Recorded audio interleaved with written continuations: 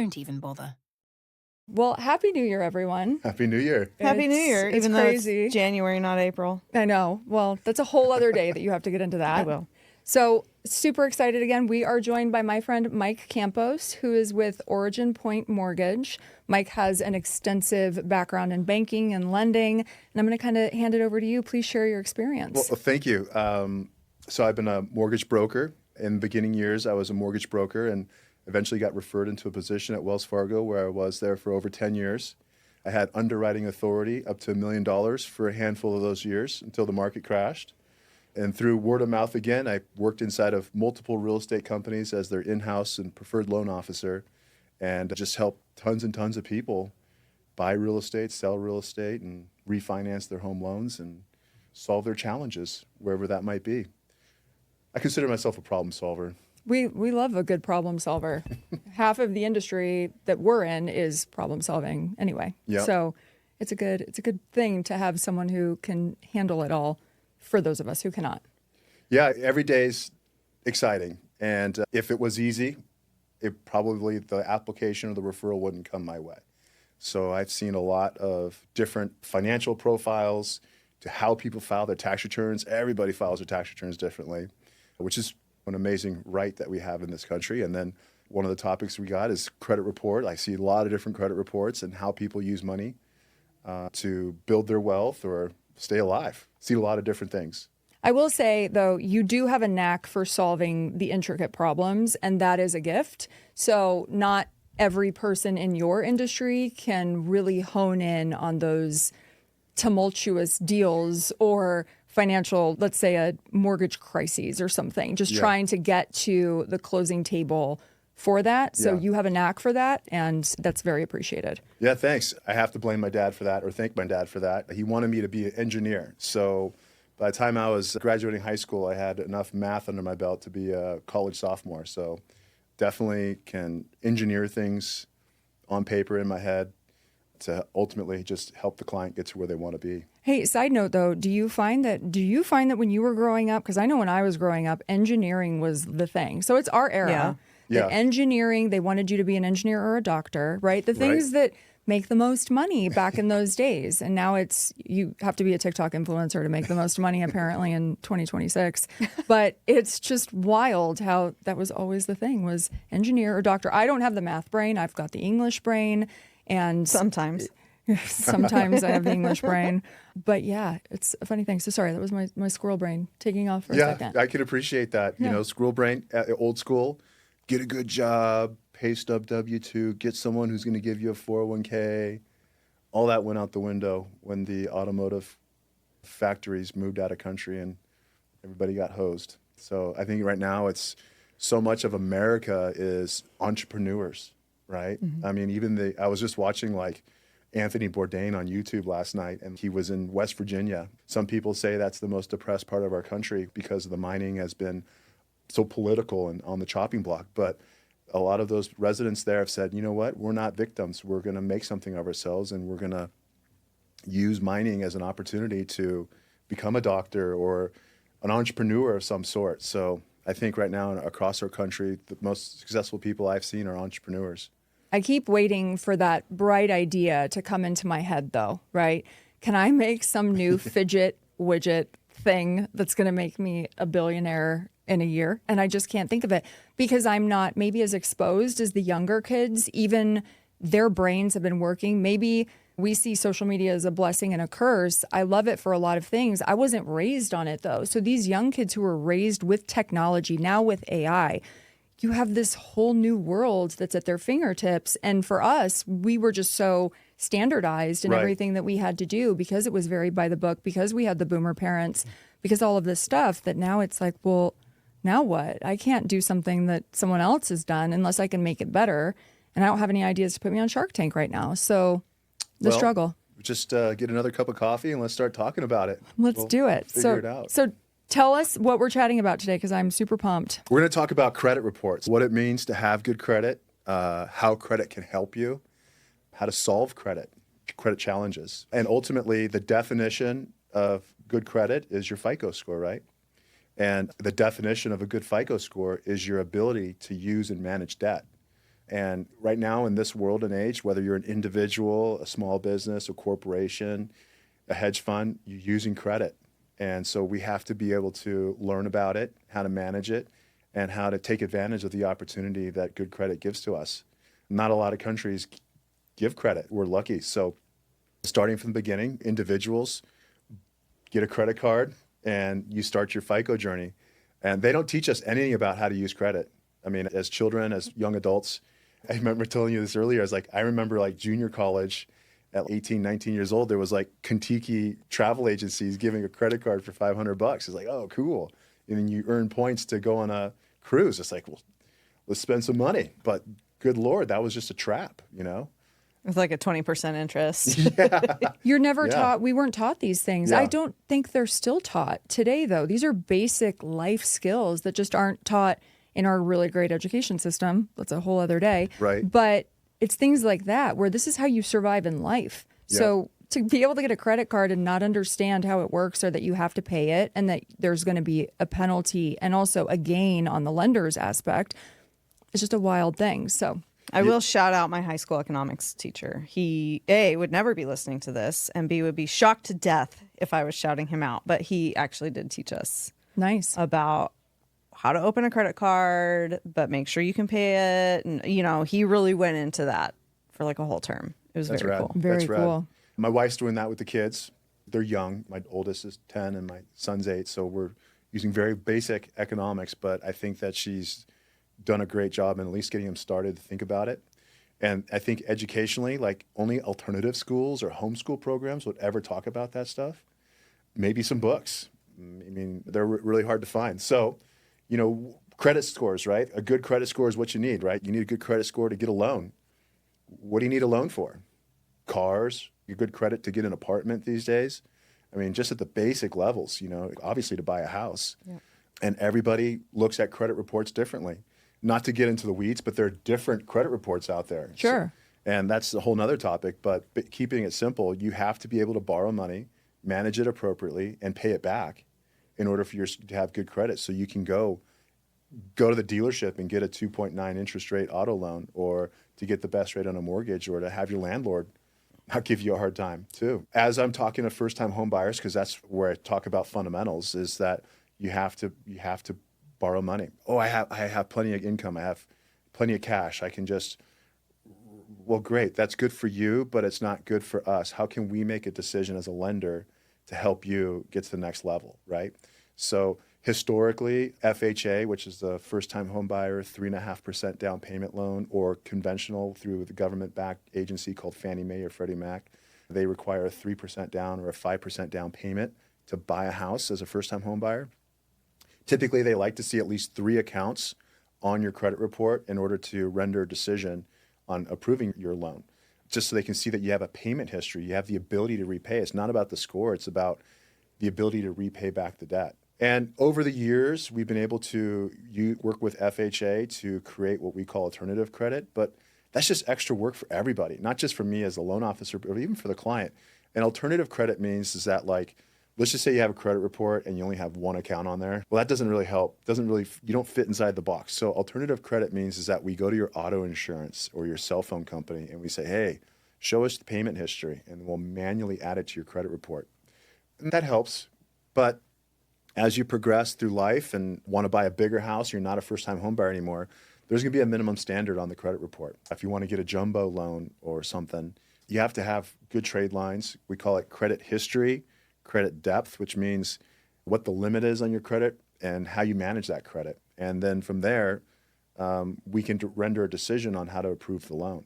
FICO score, which helps calculate what your score is, they like to keep their cards to themselves because they don't want everybody to just take advantage and like say, oh, we just did A, B, and C, now I get a good score. But ultimately, like, what they're looking at is what your limit is.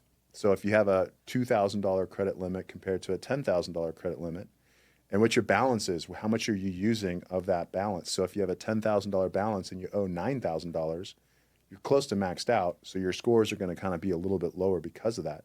But if you have a $10,000 limit and you owe $2,000, that's managing well, and so your scores will kind of go up because of that. Okay, so I have a question. Since everything rides on credit, And now we're in a new year where maybe people are starting to set their financial goals, right? And for everyone to remember that a goal without a deadline is just a wish. So we have to have, things in motion, things in place to attain those.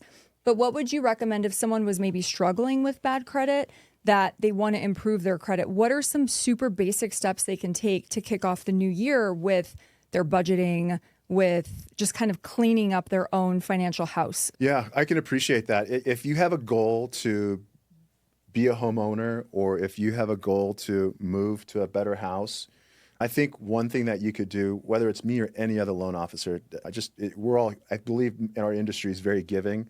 Just apply as a test drive with a lender. In the beginning stage, with technology right now, we do what's called a soft credit pull. And so that means that it doesn't even penalize your credit report as if it was an inquiry. Because one thing on credit scores is that if you have a ton of inquiries, it's a penalty to have too many inquiries on your credit report. Well, it's like you're shotgunning. You can't get financing. They can't get a loan. So now they're coming to us. Why can't they get a loan? It's like this red flag in FICO score theory. They've made some accommodations with regards to that to not penalize the client as much. But ultimately, right now, what we're doing is we're doing a soft credit pull at the beginning stage and just let us analyze and coach you. The best advice you can get from somebody about your credit score is from the lender themselves, right? And we're willing to work and help at no cost to look at your credit report and just say, hey, here's the good, here's the bad, and here's what you should do next, right? Hey, you got one account that's in great standing, just do that again, right? Or, hey, you don't have enough accounts, go open a credit card. Or, hey, your accounts are pretty gnarly. Did you know you had a collection from this collection agency? Let's work on that. This should be your plan for the next 6 months, is to pay off something maybe they didn't know, or go negotiate and settle the debt or something like that. So I think coming from a lender that sees a credit report all day long, I know that every loan officer I've ever talked to would be happy to receive an application and consult you. Just do it. I mean, you got nothing to lose and everything to gain. And that way, as you're working on your goals, you got the pro that said, do this and this, and you'll have great credit.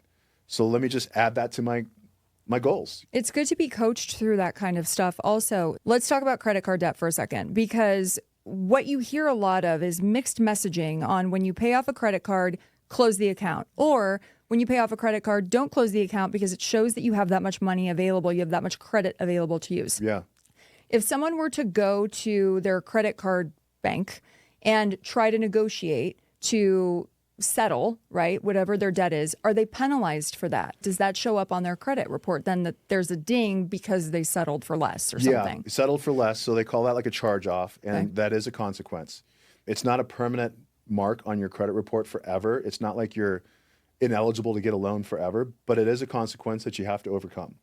And so what lenders are really looking for is 12 months of on-time payment history. If you had a late here because of something happened, you were sick got COVID, you got sick, you missed a payment on a credit card one time out of a year, it's not the end of the world. We'll still make that loan work. But I mean, if you have a history of hey, I was late in January, and March I was late again, and then April I couldn't get caught up, if it's an ongoing, you got a challenge, and we got to fix that. We got to figure that out.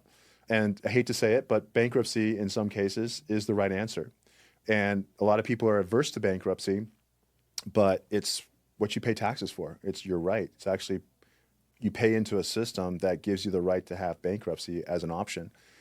And it's much better to do bankruptcy, worst case scenario, compared to debt settlement or debt renegotiation companies, which is basically bankruptcy in the lender's eyes anyways. So you may as well just rip the Band-Aid off and go bankrupt. Oh, and at least you can start over on a clean slate. Whereas debt settlement or debt renegotiation, you're paying the settlement company money to go settle your debts for you, and they're skimming their profit and then paying the creditors less. And that process could take years to settle. So you may as well just rip the Band-Aid off now and not be eligible for a loan for 4 years or 2 years, compared to paying for 2 years or 4 years, and the lender's still calling it bankruptcy, and then you got another 2 years or 4 years to wait. That's wild. Interesting. So debt settlement and debt renegotiation are legal processes, but they completely hurt the client. They are definitely a for-profit machine. Well, and I think that one of the biggest things that people have around that is fear. Like when collection companies call and they won't answer the phone because they're so afraid. And so what you're saying, like, go get that consultation from that lender or just face the thing and you can get it solved a lot sooner and go with just straight up bankruptcy rather than these shysters who are trying to take advantage of your situation. Right. Absolutely. So like a collection company, they're buying debt from somewhere else, right? So let's just say you miffed up, right? You had a $2,000, $3,000 account that you just were ticked off about. You refused to pay for whatever reason, I don't know. And so Citibank just said, forget it. We're done trying. We're going to sell this $2,000 balance to a collection agency for $500. And so the collection agency buys this $2,000 debt for $500, and then they're trying to collect $2,000 on you in efforts of making $1,500, right?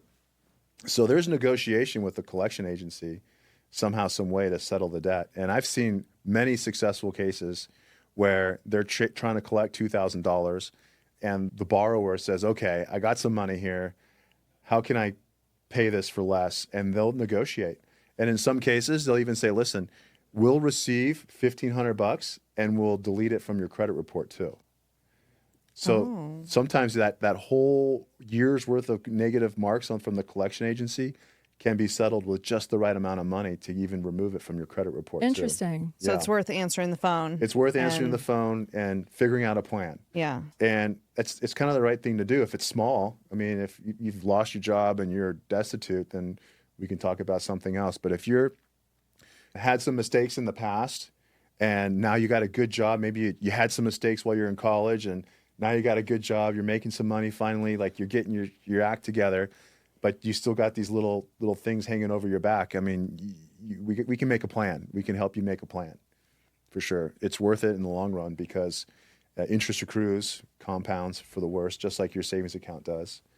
And there's a way. Now, even if I don't have the right answer, let's just say I pull a credit report and I don't have the right answer, technology these days, we actually can drop a credit report into a simulator and it'll tell us what to do to get a better score. Oh, wow. So I don't even have to be like the scientist behind FICO score to give good advice.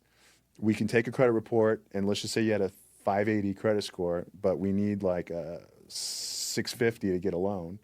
I can put that credit report in the simulator and it'll say, hey, pay this down, open a new account, get this deleted, whatever it might be. Wow. And they'll say you have an 80 to 90% chance of getting this score by doing these action steps. Oh, that's very cool. That's very cool. Yeah.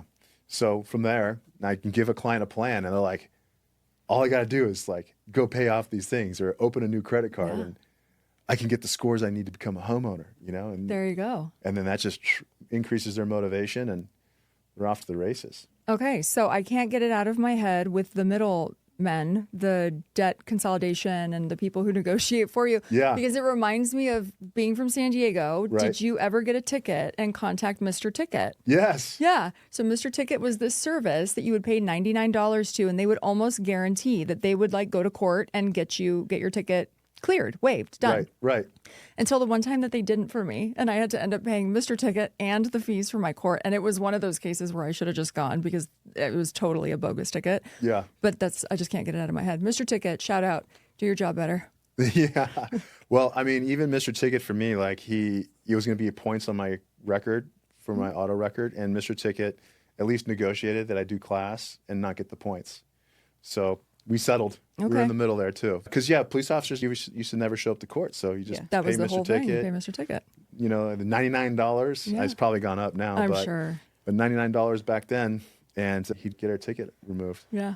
What a process. What a world. Yeah. What a journey. niche. You know, funny. what a niche. It really was. Like, Yep. if you think about it now, to try to do something like that, I mean, it's not a bad business model. Yeah. Well, my niche isn't fixing people's credit, but I know how to do it. I primarily work with people that, right now, the last year or so, I've been working with people that own a current house and they're trying to figure out how to move into a bigger house because they're bursting at the seams. And sometimes current homeowners, they're holding on to their 3% rate from COVID or something like that. And they're like, yeah, I got this 3% rate. It's like, okay, good for you, man. But you have $100,000 in credit card debt. What are you doing here? It's like, Well, I got 3% rate. Well, we got to restructure your finances so you can keep this house in order, right? And so a lot of people have sold their houses over, in the last couple of years to get a bigger house, but to consolidate debt at the same time and improve their household cash flow at the same time. As those situations are coming up, it's like, hey, I want to buy a new house, but I got debt and I have tons of equity, and my equity will pay off my debt, and then I can afford this house. You're right, that's the plan. But because you have all that debt, you have a 700 FICO score, and in order to get a good loan on a jumbo loan, you need a 760. And so I'll put them in the simulator to say, hey, just pay off the bare bones minimum so you can at least get the lower interest rate loan. And so sometimes I've had it where the $20,000 balance only needed to get paid down to $15,000 balance. Same thing with another account. Do that on a couple different accounts, and next thing you get a 700 credit score that goes to 760. And now the customer's rate goes from 7% to 6.2. And it's like that makes the transaction work. It not only because if the client had to do a 7% loan, they probably would never sell and they probably never buy. But if we can give them a path to say, hey, you pay off a few things and we can get your scores, you get the rate. Now the realtor has the listing and the buy side. And then maybe the buy side, there's a possibility that the realtor can earn, 3 sides of the transaction. Sure. So I love to get into the planning and the weeds and things like that as well. So when you tell a client, pay if you got this debt, lower to this, how long does it typically take for a credit score to improve? Is it 2 cycles? Is it 1? And do they improve that quickly? Does it all register across the board with the bureaus? Well, with technology and stuff, it's gotten a lot faster. So digital payments and things like that have really helped out a lot over the years because a lot of people would have to wait for the check to post and clear and then all that jazz. But with auto pay and your apps and so forth, I think honestly it's probably between 30 and 60 days that it would organically take place. Through the same service that we pay for the what if software for them to tell us what to do to get the better score, we could actually go through what's called a rapid rescore process as well. So it's a little bit tedious, but I can get a new credit score in about 5 business days. So once the client makes the payment on the account, we get a letter from the creditor saying the new balance is X. And then I can send that into my credit report service, and they'll manually go back in and say, hey, credit report, fix all these things. And a few days later, I have a new credit report. Wow. And what we've done in the past is say, hey, your score is 700, but the software says you'll get a 760. Go do these things, and we commit to this process with you. They'll write an offer to buy, knowing that they're going to go pay off these things real quick. So we're doing everything in parallel at the same time. They're writing an offer to buy. They're getting their offer accepted. We're submitting the loan to underwrite and approve the loan, knowing this credit score is going to come in. And so we're quoting the high rate right now. And then a week later, we update the rate because the credit report got updated. There's the engineer, right? So Nice. multi-level processes all happening at the same time. That's cool. Yeah, it's really a big undertaking, but a huge win for the client. And of course, our realtor partner's super stoked because we did a transaction for someone who probably would have never possibly done the loan.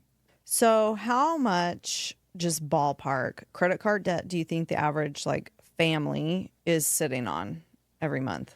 Yeah, I saw something kind of disturbing in the news that Idaho has the number one for the highest debt to income ratio in the country. Wow. So that tells me that a lot of people in Idaho are carrying a lot of debt, personal debt. I hate to say it, but I think the average is somewhere between $40,000 and $60,000. Oh my gosh. Yeah.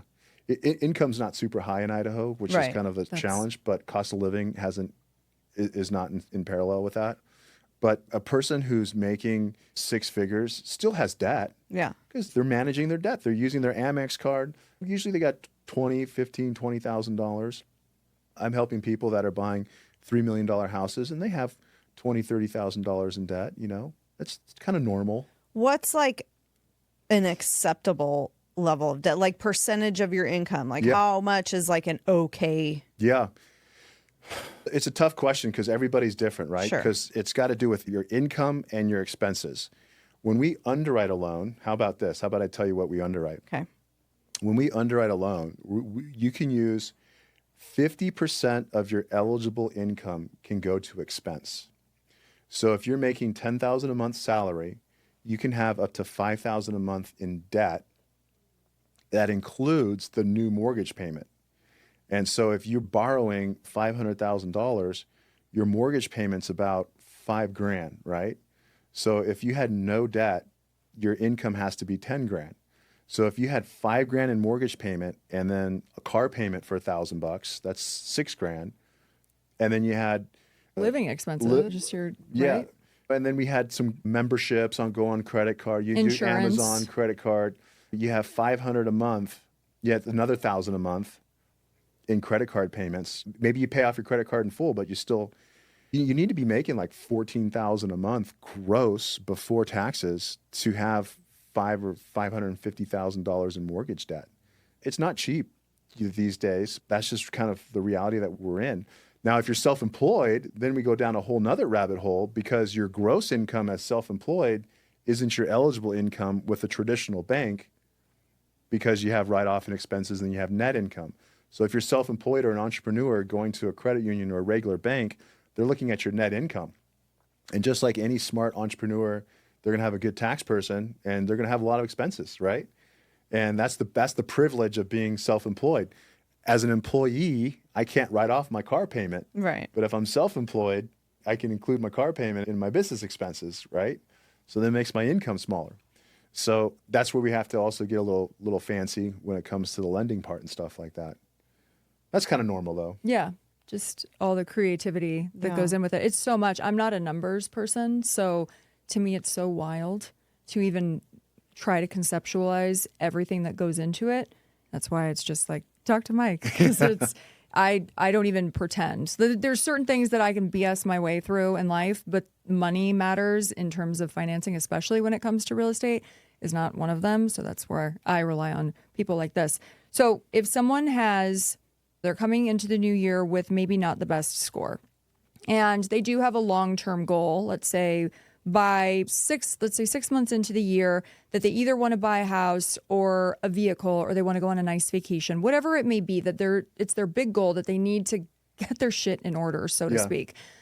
Where do you recommend them starting? Is that just a basic budgeting? These are your expenses. This is your income. This is the debt you have to pay off. What can you cut? But what's a must, right? Do you start looking at everything in terms of what's an extracurricular expense? Do you need Netflix, Paramount, and everything else? Right. You know, where's the give to it? Yeah, it's a tough balance, but I think the easiest thing that anybody can do at the most basic level is just get an Excel document. You can download free budgets online, and honestly, I would just create my own in the beginning stages to keep it simple and list out all of your expenses, right? Gas, how much did you spend in gas? How much did you spend on groceries?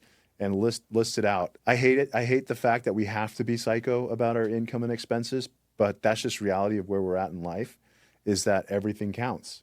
And so as you start to see, you know, all these television things, that memberships that you're on, or these multiple, well, I have 2 memberships to the gym, one close to my house and one by my kid's school. Well, do you really need 2 memberships? So you have to figure out what your really wants and needs are and whittle it away. Not to plug a mortgage company, but Rocket Mortgage has a really cool app that's free that actually goes into your bank account and itemizes things for you to show you where your auto debits are all at and stuff like that.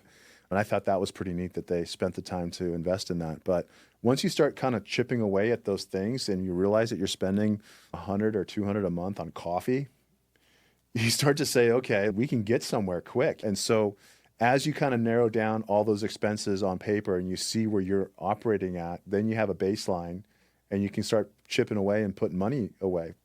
I know everybody needs a car. It's just reality. But it really makes me like nauseous when I see $1,000, a $1,400 a month car payment. I don't think anybody needs that. I mean, okay, so there are many people that are accomplished and they eventually deserve it. And I get that. But if you're renting today, respectfully, I don't think anybody should be driving a $1,000 a month car. And I know they're not cheap. I can't even That makes me breathe upset. thinking about $1,000 a month payment on a car. I think my Jeep, I mean, I bought it right before I came here, my Jeep, and I put a significant amount down because I had to sell my other one. I think I have a 4-something payment, and I'm maybe a year away from being paid off. And I can't wait for the day. There's nothing more satisfying than paying off your car especially if you've gone like a 5-year term, right? Yeah. But that's typically the moment that everything starts to go wrong with the car. And Yeah. so you think, gosh, do I need a new car now? But you don't want to get in the cycle. You've got to really relish the moment of not having a car payment.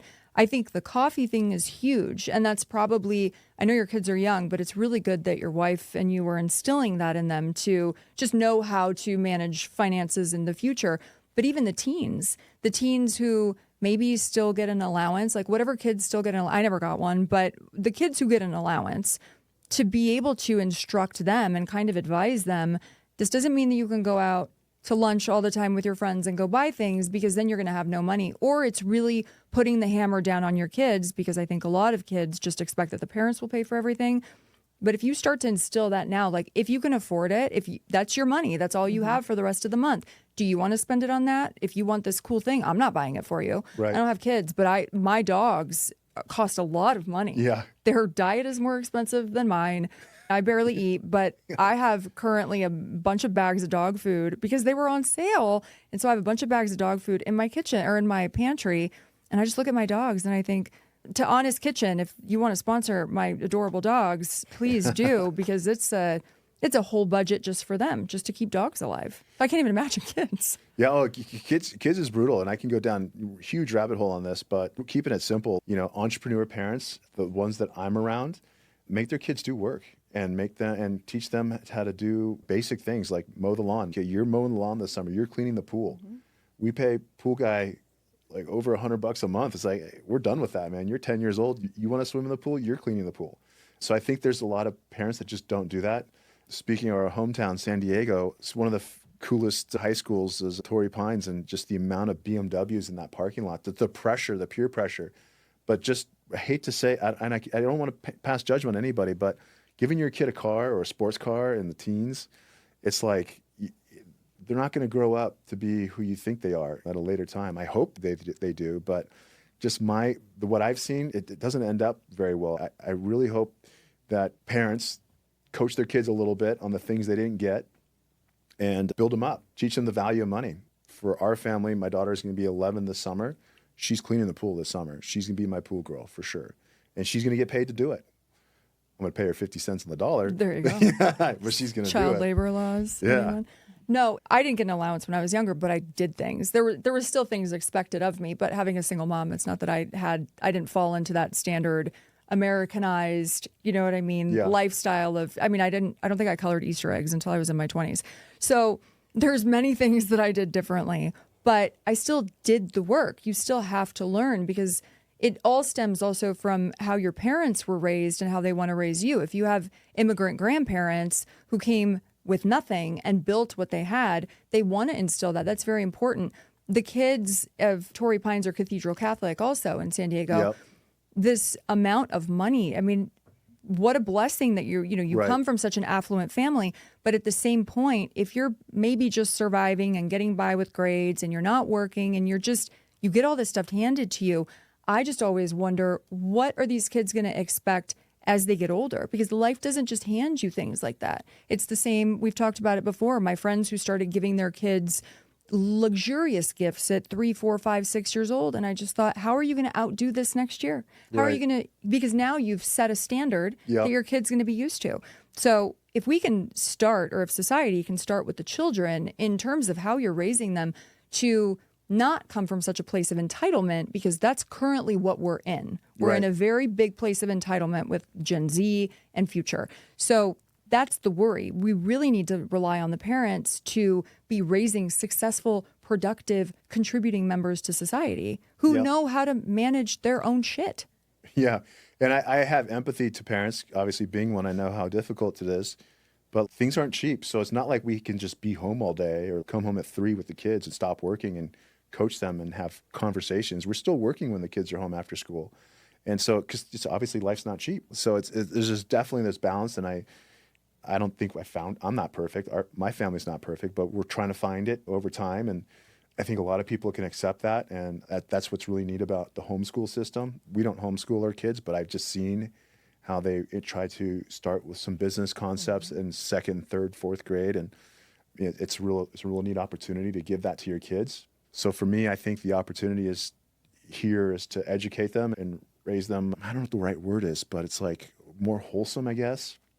Step back in time maybe a little bit where things were a little bit tougher for kids in hopes that they come out okay, you know? Yeah. I read somewhere that I'm going to mess it up, but homeschool kids turn 18 having more businesses, like they have started more businesses than traditionally schooled kids. And I thought that was really cool. Yeah. Because they have the chance to find something that they want to do, like see a problem, create a solution, and they can do that, and they can make a business out of something that they really care about or they're passionate about. And I thought that was really cool. Yeah, yeah.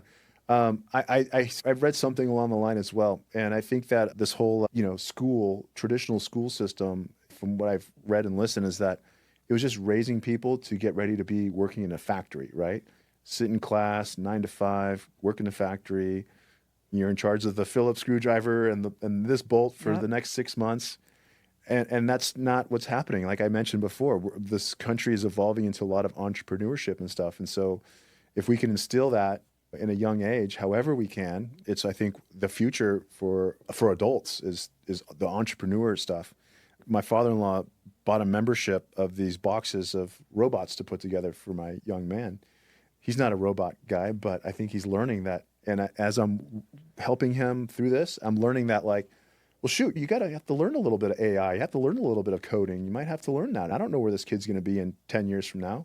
So at least we kind of got him started a little bit, how to put something together. Yeah. Maybe later I work with him on a table saw or something like that. Not being a parent myself, I still have I give grace to parents. It's hard. I can't imagine as the viewer, right, as an observer of what's going on in society with how the kids are all over the internet and doing all the things on TikTok. And we've laughed about it before, these 11-year-olds who can do better makeup than I can because they're learning it on TikTok. Yeah. You see all these things and we just miss a simpler time. It was so good when we were raised. Yeah, we didn't get the financial instruction that maybe we should have, to no fault of our parents. That's just what they knew. Right. But we're in an age now where everybody knows better. Everyone our age and a little older, Gen X knows better. Geriatric millennials know better. We should be able to instill those same values. What I see is the kids who are homeschooled or the kids who go to the alternative, the fancy schools. What are they called? Like charter the schools. The charters, but privates. there's just the concept schools, right? Mm-hmm. This is the science school. This is the art school. Yeah. Oh, yeah. Those kids have the ability to be able to use their mind to be like, okay, well, if I'm interested in this, how can I go this way? Instead of just the standard education system where this is what they're being taught. It's the same curriculum across the board. Nobody's really given the chance because then when they get home, they have homework or they have extracurriculars or whatever they're involved with, sports, whatever. Yeah. So I look at that and I think, my gosh, if they could just incorporate that a little more into the normal school system, but that's not going to happen because we know how that goes. So just nurture the children to do better and to do cooler shit and kind of hone in on their own interests. I think that that's huge because that's where we will find the future entrepreneurs and the builders and the Elons and all of this stuff because they were able to really focus and not just focus on, why people now think math is racist. It's just, Yeah. Well, and like at my kids' school, we're at a Catholic school, and so they have a project every year called their Faith in Action Project. And up till 3rd grade, you do a class project.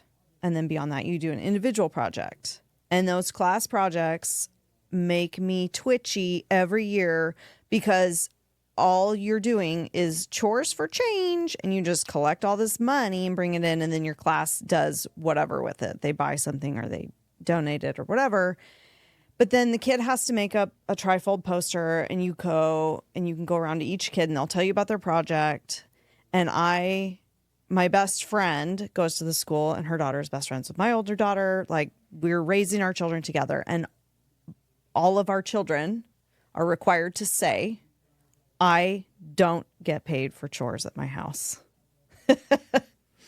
Because some of these kids are bringing in like $100. Yeah. And my kids are rolling up with $5.75 because I'll pay them a nickel to pull you get a penny per weed or you get 50 cents for dusting or you get, because I'm not going to just give it to them. Right. And then when you're not doing that project, you don't get paid for chores. You live here, you contribute. $100, like to roll in with $100 Yeah, from chores. as like a second grader, it was bonkers. But what I'm saying is, do you understand when that kid goes and gets their Yeah. first job of minimum wage in Idaho, they're going to be very shocked. Exactly. Yeah. In terms of, wait a minute, Yeah. I worked for a half hour at my house and I made $100. Why am Yeah. I making $7? And so now my little one wants to make things to sell. Well, how much do you think I can sell this bracelet for? And I was like, well, at your school, you can probably sell it for more than you could sell it for at a different school. It's however much people are willing to pay you for it.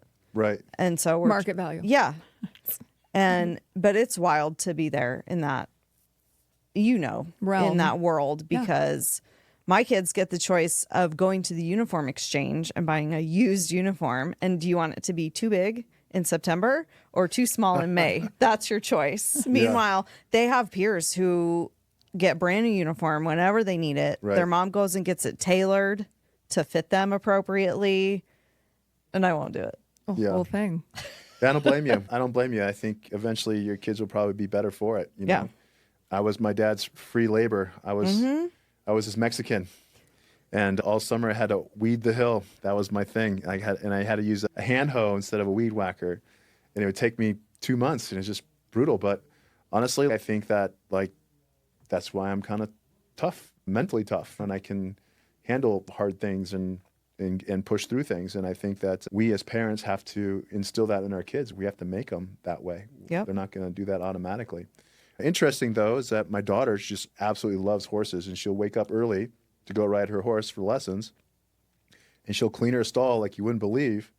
It's amazing, her stall, how clean and organized it is. And you come to her bedroom, and it's like rat's nest. It's like, holy. That's me. Yeah. So it's like she wants it, though. She wants it, so she's doing it right. I've always thought about how do I encourage her to clean her room. It's like, I'm a clean guy. I don't know. But money helps. Money helps. So the thing we've been saying is like, you got to get up early. If you get up early for a year, you're going to get a huge reward at the end of the year. But you got to do it. We can't just be begging you. And I go in there, try to wake her up, and she'll be hitting me and kicking me and making a taco with her sheets and holding on for dear life. And I remember doing that as a kid too. We got to get through it. We're getting through it, though. We're getting through it. So how old are your kids? 9 and 11. 9 and 11. Yep. And so they do this project in second grade. It's all grades, K through actually the pre-K through 8. But we also I won't allow them to get presents at their birthday parties from their friends, Okay. because these Catholic school kids don't need more $20 crap. Yeah, I can. And so they have to pick a charity that if you would like to bring something, don't bring a present. So we've done book drives, we've done food drives, diaper drives, pet food drives, all kinds of things like that. So that's kind of where their mind is for these projects. So the younger daughter is making bracelets, and then we'll sell those to donate that money to a dog shelter. I don't remember what the older one wants to do this year, but she's, they've baked goods to take to the fire station or to the police station or whatever. And it's just like, let's not make this about the money. Let's make it about what you can do as a kid. Right. I won't make your poster. I'll drive you, but you have to do the whole thing. I'm not doing it. Yeah. So I like it.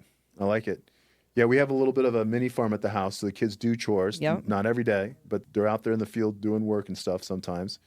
And with their energy, it's hard to keep them focused, but they at least start.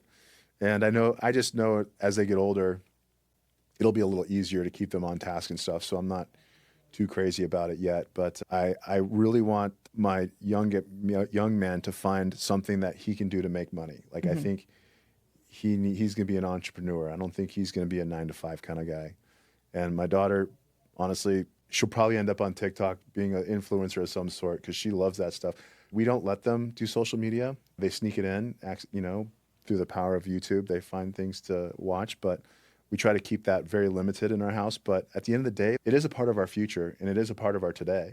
So to isolate that from something that although it's not the healthiest environment to be in, we can't isolate it from them. no, you have to teach them how to navigate it in a healthy way. You have to create, and you help them create their algorithms and stuff, because it's very easy to go one off. But no, I mean, and the whole thing about China was using TikTok for it was only for educational purposes Right. in China. So you think, okay, well, let's have some cool stuff here like that. I mean, of course, you're not on TikTok. I love the funny. I mean, I can go down a rabbit hole all night of just watching and mindless scrolling, but at least it's providing value to me in the entertainment sense. But for kids to be able to grow up and see certain things on social media and maybe learn how to just really dive into one thing and know how to make it better, see what's lacking, because I think from a young adult's mind, they're also going to see what's lacking also. Yeah. Healthily. They just have to see it. It's just so open. Right. That anything can get in. And there are no barriers on it. So that's where, I mean, I have to create the barriers on myself sometimes, Yeah. Yeah, so we're doing that with our kids. We put limits on how much they can watch YouTube. When the iPads are off, so they don't just sneak their iPads in the room and stay up all night. We grant permission on every app that they want to download. But there is some Steam on YouTube and stuff, and some science things that get a little messy in the house, but I don't want to stop them from taking what they saw online and applying it to their fun little science projects. So we just, clean up the mess later. But I think we have to empower them to want to learn new things. Mm-hmm. And so even if we were to coach finance to our kids, they have to want to know finance too, right? They have to, because if we're just giving them money and we're talking about finance, they're not going to get it. But if they want money and they have to learn why we're giving them money, where it's going and how much it really costs, I think they'll want to learn how to save money and eventually credit too, right? Yeah. So a Monopoly's on our dining table a lot. My son still pays double for things just to get my daughter to be quiet, which was hilarious. He's like, I'll pay you double if you can just stop talking. And I'm like, oh my God. Where's this going? Great. He's negotiating already. He's negotiating. And perfect. So I think she's also negotiating too. I think she knows how to get double now. Mm-hmm. So it's neat to see. But it just takes time. It's just a process. But it's proactive, right? We have to be proactive. So to bring it back to our topic, you have to be proactive in having good credit. You have to be proactive in owning a home. It's just not going to fall in your lap. I mean, yes, some people it will, but you have to want it. You have to take action and move forward towards that objective with intention. You have to be intentional about what you want out of life. And if that's a home to raise your kids in, that's yours, great. If you can't afford the 4-bedroom, that's okay. Let's get you a 2 or a 1 and start you there. Live there for a few years, fix it up, make it your own, add some value to it. As you fix up your house, you're adding value to the resale of that, but also pushes your neighbors, which then stimulates movement for appreciation for the whole neighborhood then. And so as you do that over years, you eventually get to that 4-bedroom that you need for your final destination. But you have to start. You have to start. And some people get stuck into buying a house that they're going to live in for 20 years. It's like, that's not reality. Especially when you're 20 or 30 years old. You have no idea where you're going to be in 5 years from now, right? Knock on wood, your trajectory is forward. So you're going to get a new job and maybe you'll meet a girl or something and you'll need a bigger home eventually, or maybe you're going to get a better job so you can afford that bigger house then. But, you got to start somewhere and you got to start small. But the thing is, you got to start. If you want to be a homeowner, you got to start. If that means your credit, that means making payments on time. That means getting a good job and stop doing dumb things too. And if anyone's totally lost or overwhelmed by listening, I think something to remember is just what you said. Start small, but start. And starting small could be something as basic as not going to coffee for a whole week. If you make it a week, then you push it to 2 weeks and you see how far you can go. And that money that you would put towards coffee, because let's be real, every coffee, we've talked about it, it's always at least $5. You can get the most basic Americano ever and it's $5. You put $5 aside every day for a week, every day for 2 weeks, and you just keep pushing it as long as you can. I think so many people, when you said fear earlier, I think it's also the fear of restriction. Mm-hmm. It's like a diet. When you say all or nothing to someone, what is that person going to do? I competed. I know. When you say all or nothing, I had so many friends that would then binge on the one thing that they weren't allowed to eat. And in competition, it was peanut butter. So they would do a competition and just eat a jar of peanut butter and then they'd be sick. And I'm just, why? When you restrict, everything has to have balance. But when you start and you make these little small changes, it's the little small changes at the beginning that then compound and they turn into big changes and they turn into big savings. If I didn't take a vacation for 3.5 years. And then I went on vacation and it was a bit of a cluster, but it was still fine. But just that point of, I knew I wasn't in a position. I wanted to really be able to have a good vacation. And so I opted just to keep hustling and working. And I put it out of my mind. But that was my long-term goal with a plan that just took almost 4 years to execute. But it's those little changes that so many people don't want to do anything at all because they don't want to cut from their daily life. But if you want to be better in anything, you have to sacrifice something. And sacrificing is usually your extracurricular pleasure stuff. Like, you know what I mean? Like your coffees, your dinners out, your brunches, all of that shit. You have to cut it somewhere because it is so much more expensive. This is the biggest scam, adulting. I wish I was a child playing with things and learning how to do science projects on YouTube. I want that. Right. Can I make money from that too? Well, and that should be like, you're an adult. You have free will. You should be able to do science experiments in your kitchen. I can't afford to. That's the problem. But as an adult, you have to make adult decisions, you know? As a business, you have to make business decisions. At the end of the day, each one of us, each family, household has to operate like a business. It's the only way we're going to get places. And we have to perform. And it's like, we're obligated as parents now, but as adults too, we're obligated to take care of ourselves. No one's going to take care of us. They're not obligated to, but we are. So as we put a goal in our mind that or something that we say that we want, we have to make changes, operational changes to that. Brian Buffini, old school sales coach, says that you do something for a week, it's a habit. You do it for 30 days, it becomes part of your lifestyle, right? So if that means, hey, no drinking during the week, why not? Think about the cocktail. 2 cocktails is $5 each. It's $10 a night, right?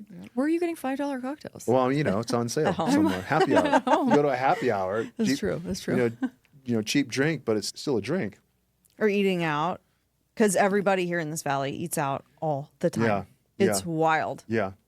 It's also a bad habit, right? I mean, especially as parents, you're running between daycare or not daycare or whatever. Yeah, it could be daycare or sports or it's like, everybody's hungry, Chick-fil-A. You know, it's like, There's $50. Yeah, it can be. Yeah. Holy cow. Yeah. Yeah, the cost, but if you go to the grocery store, you get $20 in ground beef. It could be tacos for 2 nights. But, I mean, it just takes intention. What are we doing? Where are we going? How are we going to get there? Well, we got to trim. We can't get there unless we trim. Where can we trim? Well, beef and rice, not a bad thing to eat. Then compared to Chick-fil-A, and throw in some steamed broccoli, and you got Tupperwares, you can bring that to lunch, and you can pick the kids up from school with Tupperwares, and when they're hungry, boom, throw some Cholula on there, whatever you like to go for, and kids will be fine. But it just takes intention. You have to operate like that as a business. A restaurant, wasting food. Let's stop wasting. How do we stop wasting? We measure. But then you have a certain level of consistency, right? It just takes intention. If we have to be intentional with what we want out of our lives, and eventually, 30 days, it becomes a part of your lifestyle. So all we got to do is tough it out for 30 days. And we can change our spending habits, our monthly, how we make our payments habits. And we just got to roll up our sleeves and do it for 30 days.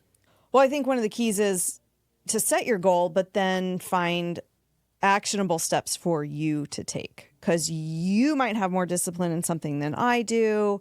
Or like if I give up coffee for 5 days, I'm not going to extend it. I'm going to buy myself a little coffee so that I don't end up binging and drinking coffee for the next 3 months. You know, fancy coffee. Let's set steps that are attainable to you or your family or whatever it is. Let's like celebrate the small wins. You have to do that in everything also. If you're trying to lose weight and you lose a couple pounds, you celebrate the small win. By eating a whole cake. I was going to say, you don't go out and eat a whole cake or, but you do binge, something. But you do something that's rewarding. You celebrate in a small way. You know, you lose a couple pounds, you do something in a healthy manner. You get maybe a fancy coffee. Easy. Well, and I think it goes back to the fear. There's a lot of fear around money, whether people are aware of it or not. And you have to rip that Band-Aid off and really look at your finances and really be honest with yourself. Am I spending too much money on coffee? Am I spending too much here? And you have to be able to just confront that rather than letting that fear dictate you. It's the same as not answering the phone when the collection company calls. Just don't let that fear get you, and then you can really take some steps. Fear of the unknown. Yeah. Really. You don't do something. You just don't know. I don't know. I don't have time to explore it. I'm scared. It makes me nervous. Moving on. Maybe there's a budget coach out there that people can pay $100 a month to or something, or some kind of accountability coach out there that could help you with your budget and your finances or something. I don't know. Or maybe there's just an app at the very least. There's a $5 app that you download that imports all your bank accounts and categorizes everything for you, gives you a report at the end of the week or the day or the month to say, this is where you spent all your money. Yeah. But you got to take action. And you have to find the thing that works for you. Because if you saw the way I run the budget for our family, and if you saw it, it would probably melt your brain. Yeah. And you'd be like, what is wrong with you? This is terrible. But we're doing good. So as long as it works for my brain, my husband can't even look at it. He's like, what is this? Right. This is terrible. Makes no sense to anybody, but it makes sense to me. Yeah. And because I've tried the envelopes, I've tried every system, I've tried every app, and it's all on paper, and I just write it down and it works. Yeah. So as long as that works for our family, then that's great. It has to work for you personally, your family, your whole situation. I think with the starting small also comes, yes, facing it, but be aware of where you're spending your money. Because I do think, especially in this age of subscriptions, that you can sign up for a trial of something and think, okay, I'm going to delete, I'll cancel it in 30 days. Right. How many people forget to cancel their stuff in 30 days and now they're being charged unknowingly for these things that they never use? So it goes with all the things, even on TV. Unfortunately, gone are the days of cable, which I miss just having a good old fashioned, you pay the cable and you have everything. And if you want HBO, you pay extra for Showtime or whatever. But now everything is so expensive, and they can raise the prices because they own the market. Dollar. They own the market on it. Yep. So, we'll give you a lesser price if you want the ads. Netflix, for example. I'm sorry, I'm used to no ads now. Now I'm a diva and I want no ads. So I'm going to pay. We've all gotten accustomed to that. We've all gotten accustomed to on demand from when DVR started, on demand for all of it. So now you have to really kind of clean up where it is that, what's benefiting you the most. If the daily coffee is good for your soul, I'm not saying cut it out. I'm just saying it's an example. If someone can do it, I can do it because coffee betrays me a lot and I switch to tea. So I do tea at home and then it's fine. I also don't eat enough to have all the acid. So it's just, you find the things that work for you. But when we just are blind to it and out of sight, out of mind, it's out of sight and it's out of mind until you go try to get a loan and you have all this debt that you don't understand how you accumulated. And it's those little things that can make you or break you in the long run. Yep. I agree. And I don't know, coming from a guy that's probably a little weird, but vision boards. Yeah, I like vision boards. Vision boards absolutely work. And so if your vision board at the simplest is a house and a vision of what your bank account looks like and what your credit report looks like, or where you see your family in a year or two, it works. I'm guilty. I haven't done a vision board in a while, but the last one I did, after like 2 or 3 years, I'm like, holy smokes, those things actually happen. I put that in, just the action of doing a vision board really works. And you can do that on your own. You don't have to pay somebody or go to a class to do a vision board. You're prioritizing is what you're doing with those vision boards. I did my first one last year, and I'm getting ready to do another one this year. But I put a Peloton on my vision board, and I got my Peloton. And then I put my Italy, because that wasn't booked at that time. And we did Italy, and it was a beautiful trip for the most part. So there were things on there. I think it's just that act of almost like trying to form a habit. You have to do the action in order to make it register in your brain. Sometimes you have to act on it and not just think about it, because there has to be movement and intention involved in it. So I think it's really good. I think it's good to write things on your mirror too. I'm that person that every now and then I'll write something on my mirror and then I see it every morning.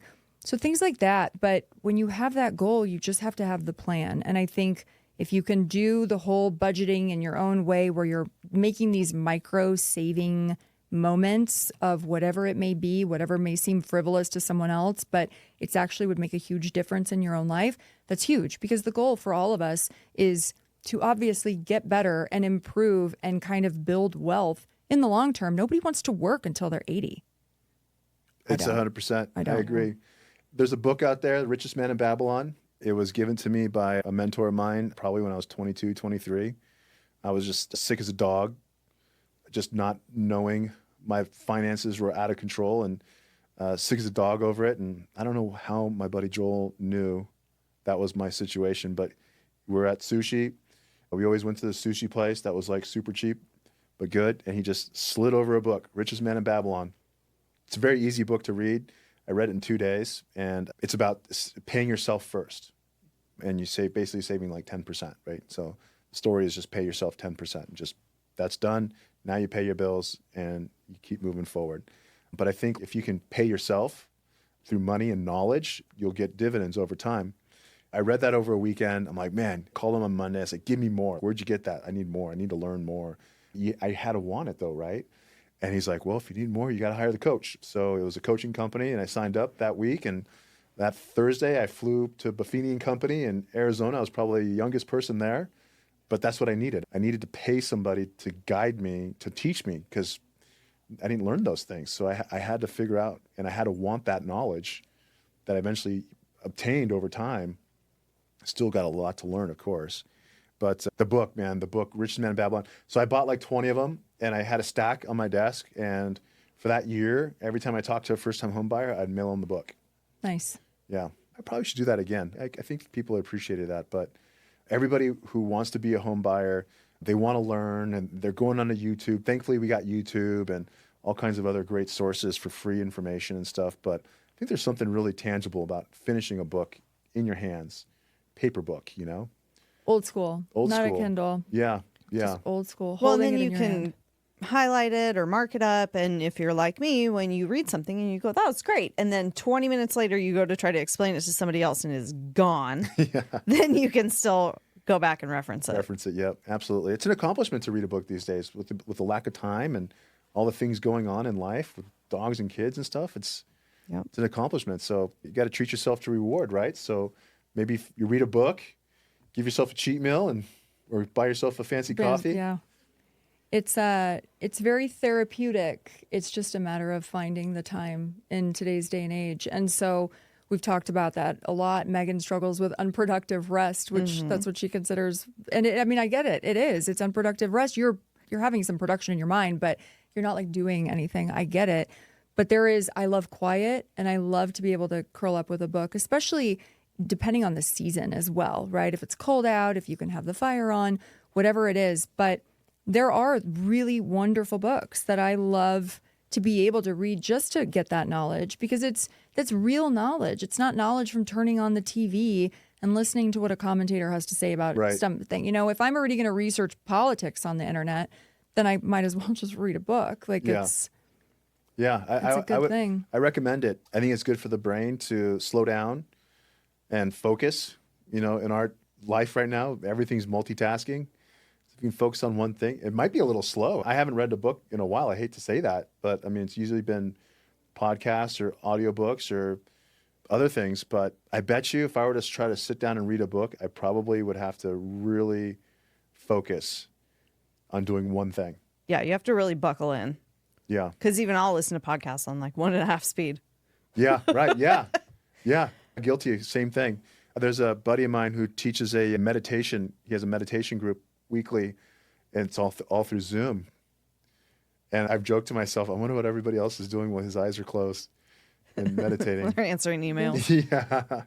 But even to meditate would be like almost impossible for me right now. My wheels are just always turning and stuff like that. I think that's the issue we're all facing right now, just in life, in this current season of our lives in terms of where we are age-wise and just generationally. I feel that with the audiobooks, first with the Kindles, right? Then with the audiobooks and the podcast, they've made everything so easy to multitask that's the goal, is to keep you moving, because you have to afford your life. You have to be able to do all this extra stuff just to survive, that we don't really have the luxury of time, unless we're all billionaire entrepreneurs that can just sit and read a book in a bath. You know, whatever it is, nobody actually, the average like an American person, pastime. Yes, doesn't really have that time. So we have to bring it back. Let's bring back reading books and managing your finances better. Yeah, like it. amen. I mean, I even heard like Mark Zuckerberg took away social media from his kids. I mean, yeah, they're gonna want for nothing though. Those kids will Yeah. want for nothing. Yeah. I But mean, smart. It's just it's too much. Think of the rabbit holes you go down on a daily basis with social media. Especially, you jump in one, you feel like you're digging yourself out, and then there's a new door, and it's like, let's see what's behind door number 3 of this same rabbit hole, but a different take on it, and now you're just enmeshed. Yeah. It's just Well, and just if you look at the graphics and the TV shows and the productions, whether it's animated or not, now versus just like the 90s, everything is faster clips, faster frames, Yep. brighter colors, more. So our attention span collectively has gotten just destroyed. 100%. And so, like, my younger daughter and I, before everybody else woke up on Thanksgiving, you can stream all of the Macy's parades back from the 90s on YouTube. And so we watched the 1993 Macy's Thanksgiving Day Parade, Yeah. and it was fantastic because everything is just a beat slower. Right. It's just a little bit less vibrant, less in your face. Yeah. And it had commercials and everything. It was fantastic. Yeah. Like, what's a collect call, Mom? Like, okay, we don't have time for that today, but just being able to slow it down, being able to read a whole actual physical book rather than being on a screen and just slowing it down helps all of our attention spans, I think. Yeah, I agree. I think that social media is always going to be here. It's not going away. In fact, we all know it. The trajectory is next level. We're going to be reading things through our eyeglasses and paying with our palms here one day. not me. Nope. We're not saying yes to Yeah, that. well, good. I'm glad. But I mean, we can't let social media control us or our kids, but we have to be a part of social media, in my opinion, still, because it's not going away. So whether that means that we control what we're watching, right? Going back into Macy's, a little history. Yeah. Maybe you using social media to learn Yeah. about budgeting, let's just say, or how to fix your own car or how to build a chicken coop. Like, we can use it for those values that social media has. And we can also, like we're doing right now, add to social media and provide a value or a service to our audience as well. But I've stepped away from the rabbit holes and learning and going down these, what I believe are truths that just haven't come out yet. But I try to stay away from it now just because I'm trying to control my environment a little bit more. I can't control what's going on in politics and all the other crap that's happening that's affecting us eventually. But what I can control is my environment, right? What my proactive activities are, how I interact with my kids and so forth, and just let everything else be. And it's not easy to do, especially when I have wonderful friends that know that the Israelis were probably the ones tapping on Charlie Kirk's, tombstone earlier, gosh. But I just, or like how Candace Owens really is or isn't a friend of Charlie Kirk, and what's happening with Vice President Vance's wife's relationship and stuff. Okay, we can all go down, but I can't do anything about it, even if I knew or didn't know what's going on. But what I can do is I can learn how to help my kids with their job and what my son's learning with playing with gadgets and these little coding stuff. I can teach my daughter how to start a business plan on paper with a crayon about how she's going to groom horses for a living while in her youth, and I can control my finances and I can control my business, right? My family business, my business. And just try to be as intentional as I can with that and where I spend my money, right? I know I have a $5 coffee here, but I can't do that every day. But I can control making coffee at home and making dinner at home and having conversations with good people on and off camera. So that's what I can control, and I'm trying to just do more of that. I think I'll end up sleeping better at night and maybe helping my kids get to the next level over the years. But social media is wonderful. I love it. I love what it has given to me and to my friends and family. I just got to make sure I control that the best I can. I think it's a tool. Yeah. For And sure. as with any tool, it can be helpful or harmful. Yeah. I mean, a hammer could really do some damage if it's in the wrong hands. Right. So same thing. Like, Yep. but it can also I was frame gonna say, ask Nancy Pelosi's husband. Right. Yeah, so I think if we look at it as a tool that's not going away, Yeah. let's learn how to use that tool. You know to what it make- is, though? make It things better. came, we were given it quickly. The young kids are raised with it. Yeah. So to them, it's probably like, I'm not as obsessed with it. They have their own obsessions and fixations on it, but I don't think it's so new and shiny to them because it's all they know. Yeah. Kind of like the rotary phone with your kid. Like, Yeah. nobody knows what that stuff is. We all grew up with that. We know what those things are. We know what pagers are. Yeah. They were raised, and this is that generation. Yeah. So for us, we have to now navigate dealing with that, dealing with the rabbit holes, but also everything else that it encompasses. Whereas to them, it's just easy. So yeah, it's a tool for them, and for us, it's a tool and also a rabbit hole. And but I'm laughing at this. So you have 75,000 things to do. It's very true. And I hate to say it, I'm guilty of it, is that social media is a babysitter sometimes. And that makes me, I feel like a terrible dad when I say that, but I still got to work till 5 or 6 sometimes. If we can control, at least, I don't even want to say control, because I don't want to say I'm telling my kids this is all you can do. But it's like, if we can influence or inspire our kids to say, hey, go on a YouTube and let's learn how to build something. Or let's go on a YouTube and see if you can find something about horse grooming for my daughter's hobby. You know, how do you do that? Well, I don't know. Let's go let's look it up and let's see how we can do that together. Shepherd it. Shepherd it. Yeah, that's a great word. I like that. Yeah. If we can do that instead of using it as a crutch or a babysitter, I think that there's some value in that. Even just find me 5 videos, 5 of your best videos on this that show this. And you're now making her do research also. Something like that, like on grooming, right? Find the 5 best videos. I love it. Something like That's that. actually a really neat way to task them. I use it as a babysitter for myself sometimes when I can't sleep. Yeah. So, but then it keeps me awake. I like that. I'm going to use that. Just that way it's also spending time for her to have to find the best ones. Right. Don't let her look at the comments or anything. Well, it's horse grooming. I'm sure it's harmless, but Yeah. you don't look at the comments on social media, things like that. But yeah, I think just with everything, start small. Start. Just start. And if anyone has any questions, we're going to put your contact info at the bottom. Thank you so much for coming on it's my today. pleasure. Thank you but for you want having to me. shoot off all your social handles, and then I'll put all your contact info in the notes. But shoot it off. Yeah. You know, honestly, find me at Mike.Campos Mortgage. That's my handle on almost every channel that I use. Just reach out to me, ask me a question, challenge me. I'd love to share. I've never put anybody in a position where they're obligated to do anything. So I just want to add as much value to somebody else's life as I can. And I appreciate that. We appreciate you being on today. Yeah, thank you. Thank you for having me. Much. I wish my topic was a little bit more exciting, like that makes you laugh till your stomach hurts. But, you know, money is still important. And if you have money, then you can go have some more fun and laugh harder somewhere else. Yeah. I think that's good. All right. Well, have a good day to everyone except servers who take a half an hour to split a bill 4 ways.